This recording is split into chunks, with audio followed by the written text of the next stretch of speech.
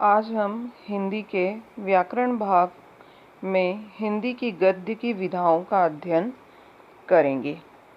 इसमें हम सबसे पहले गद्य क्या है इसके बारे में जानेंगे। भावों एवं विचारों की स्वाभाविक एवं सरल अभिव्यक्ति गद्य के द्वारा ही होती है। इसी कारण सामाजिक, साहित्यिक, वैज्ञानिक आदि समस्त विषयों को लिखने का माध्यम प्रायः गद्य होता है। यानी कि भावों और विचारों को व्यक्त करने का स्वाभाविक और सरल माध्यम गद्य होता है। इसीलिए सामाजिक, साहित्यिक और वैज्ञानिक क्षेत्रों में लिखने का माध्यम गद्य ही होता है।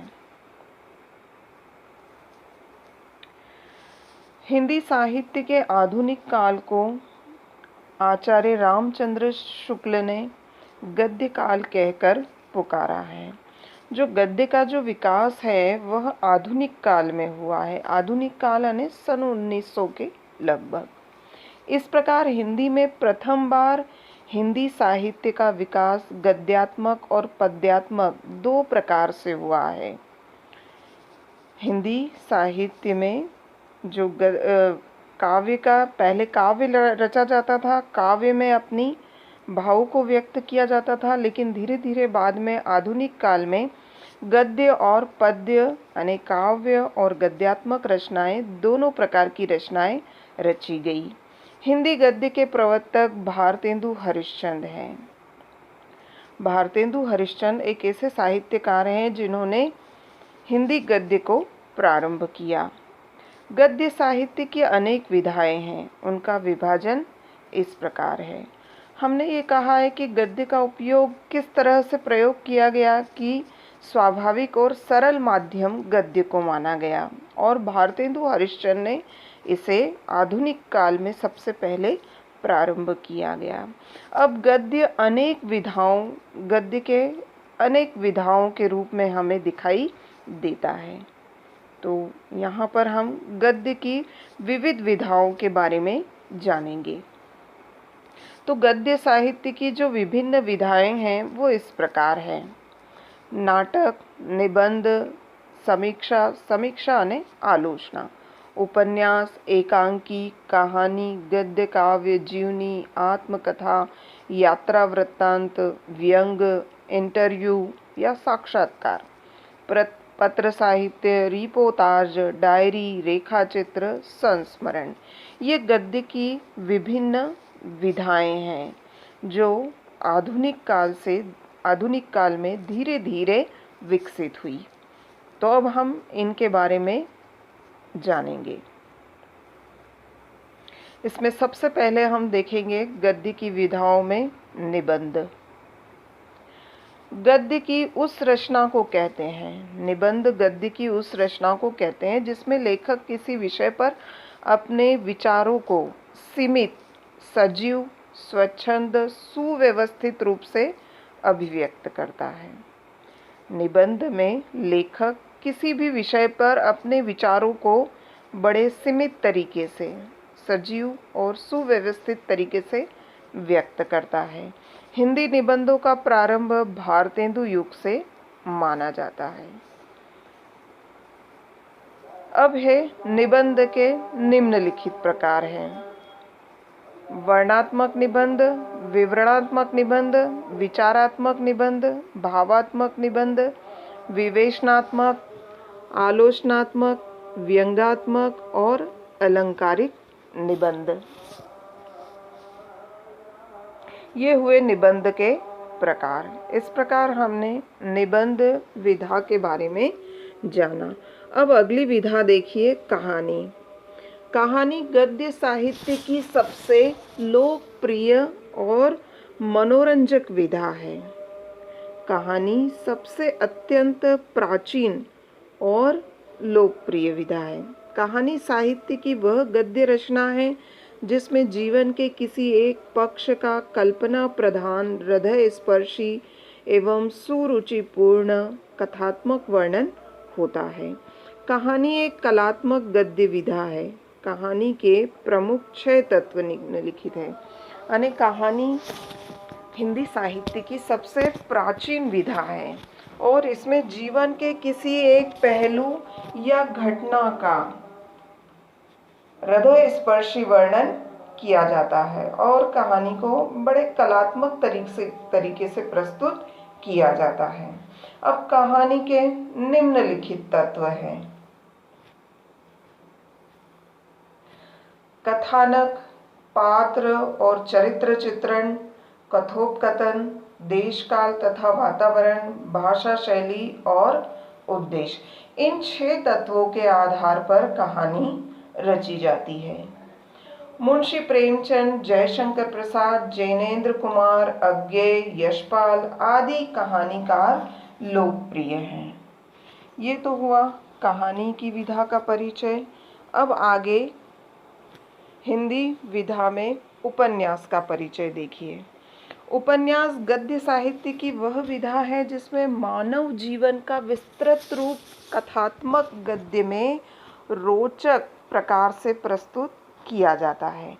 अब उपन्यास और कहानी में क्या होता है, मानव जीवन के किसी एक पहलू या किसी एक घटना का वर्णन होता है, लेकिन उपन्यास में मानव जीवन के संपूर्ण पहलुओं का वर्णन होता है, यानी विस्तृत रूप का वर्णन किया जाता है। साथ ही इसमें युगीन प्रवृत्तियां इस प्रकार चित्रित की जाती है कि मनुष्य को कुछ दिशा निर्देश मिल सके। उपन्यास में क्या होता है, जीवन के विस्तृत रूप का वर्णन किया जाता है, लेकिन साथ ही उस समय की जो मुख्य विशेषताएं होती हैं उनका भी वर्णन किया जाता है। जैसे कि यदि हमने रामचरितमानस देखा तो भगवान राम के चरित्र के साथ में उस समय की जो सामाजिक और पारिवारिक क्या स्थितियां थी उसका भी वर्णन किया गया है। तो ये तो हुआ उपन्यास। अब उपन्यास और कहानी में क्या होता है, कहानी में मानव जीवन के किसी एक पहलू का वर्णन होता है और उपन्यास में मानव जीवन के संपूर्ण जीवन का चित्रण होता है।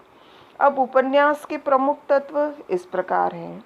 जिस प्रकार की कहानी के तत्व होते हैं उसी प्रकार उपन्यास भी तत्वों के आधार पर रचा जाता है। इसमें सबसे पहला है कथानक, पात्र व चरित्र चित्रण, संवाद, देश काल वातावरण, भाषा शैली और उद्देश्य। तो ये हुआ उपन्यास का एक सामान्य परिचय। अब अगली विधा है एकांकी। एक अंक वाले नाटक को एकांकी कहा जाता है। आकार में छोटा होने के कारण इसमें जीवन का खंड चित्र प्रस्तुत होता है। जिस प्रकार की कहानी में मानव जीवन के किसी एक पहलू का वर्णन होता है, उसी प्रकार एकांकी में भी एक दृश्य का वर्णन होता है। नाटक के समान इसके भी 6 तत्व होते हैं। इसमें पात्रों की संख्या एवं घटनाएं भी कम होती है। एकांकी में क्या होते हैं, पात्रों की संख्या सीमित होती है। एकांकी अनेक प्रकार के होते हैं जो इस प्रकार के होते हैं।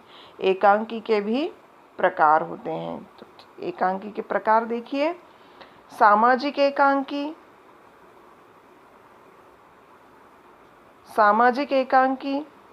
पौराणिक एकांकी, पौराणिक यानी प्राचीन, ऐतिहासिक एकांकी, राजनीति से संबंधित एकांकी, चरित्र प्रधान एकांकी और तथ्यपूर्ण एकांकी। तो ये हुए एकांकी के विभिन्न प्रकार। अब हम आगे देखेंगे हिंदी गद्य की नाटक विधा। नाटक नट शब्द से निर्मित है। नाटक किससे बना है, नट शब्द से बना है, जिसका आशय है सात्विक भावों का अभिनय। नट यानी अभिनय। हिंदी में नाटक लिखने का प्रारंभ पद्य के द्वारा हुआ। हिंदी में प्रारंभ में जो नाटक लिखे गए वे काव्य के माध्यम से व्यक्त किए गए थे, लेकिन आज के नाटकों में गद्य की प्रमुखता है। लेकिन आज जो नाटक रचे गए, आधुनिक युग में जो नाटक रचे गए वे गद्य में रचे गए। नाटक गद्य का ही वह कथात्मक रूप है जिसमें अभिनय, संगीत, नृत्य, संवाद आदि के माध्यम से रंगमंच पर अभिनीत किया जा सकता है। पाश्चात्य आचार्यों के मतानुसार नाटक के प्रमुख तत्व निम्नलिखित हैं। अब नाटक से क्या तात्पर्य है? यह नट शब्दों से बना होता है, जिसका मतलब होता है जो हमारे मन में भाव होते हैं उन्हें अभिनय के माध्यम से व्यक्त करना।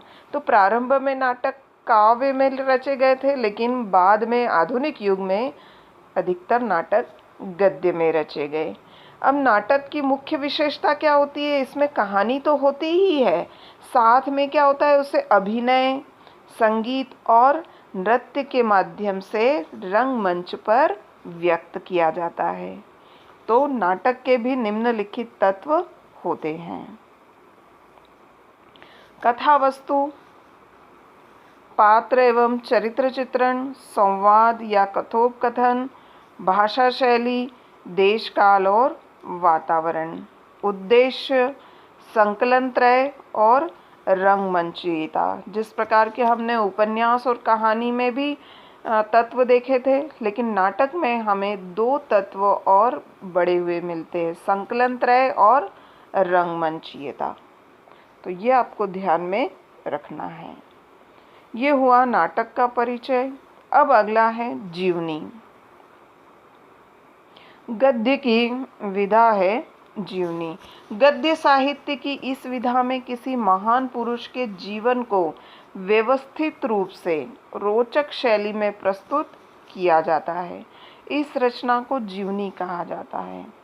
इस विधा में क्या होता है, किसी विशेष व्यक्ति या महान व्यक्ति के जीवन को बड़े व्यवस्थित तरीके से और रोचक शैली में प्रस्तुत किया जा सकता है। इस तरह की रचना को क्या कहते हैं?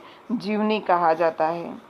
जीवनी लेखक जीवन में जीवन के यथार्थ तथ्य को उजागर करते हुए व्यक्ति के आंतरिक एवं बाह्य जीवन से संबंधित विभिन्न पक्षों को पाठकों के सम्मुख उपस्थित करता है। जीवनी में एक ओर तो इतिहास जैसी प्रामाणिकता और तथ्यपूर्णता होती है, तो दूसरी ओर वह साहित्यिकता के तत्वों को भी पूर्ण करती है। जीवनी में इतिहास से संबंधित हमें जानकारी मिलती है और तथ्यात्मक जानकारी भी मिलती है। इसके साथ साथ में जीवनी की सबसे बड़ी विशेषता यह होती है कि वह साहित्य के तत्वों को भी पूरी करती है, जैसे सरलता, सरसता, सत्यता, स्पष्टता इस शैली की मुख्य विशेषता है। यानी जीवनी में किसी ऐतिहासिक विषय पर चर्चा की जाती है और तथ्यात्मक जानकारी प्रस्तुत की जाती है, लेकिन साहित्य की दृष्टि से उसमें सरलता, सरसता और सत्यता और स्पष्टता भी होती है। तो जीवनी लेखकों में प्रमुख रूप से राजेंद्र प्रसाद, जैनेन्द्र कुमार, रामवृक्ष बैनीपुरी, रामविलास शर्मा, विष्णु प्रभाकर, राहुल संस्कृत्यायन, अमृत राय प्रमुख हैं।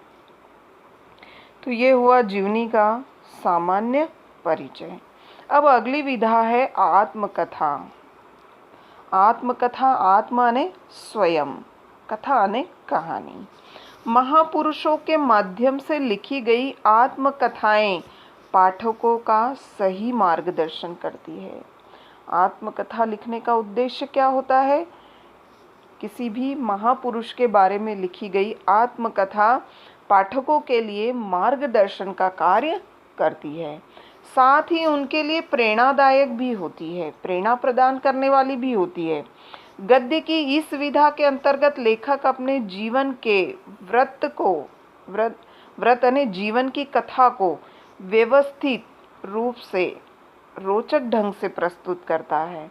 इसमें लेखक क्या करता है? अपने जीवन की कथा को बड़े व्यवस्थित तरीके से और इंटरेस्टिंग तरीके से प्रस्तुत करता है। आत्मकथा में वह अपने जीवन से संबंधित सभी छोटी या बड़ी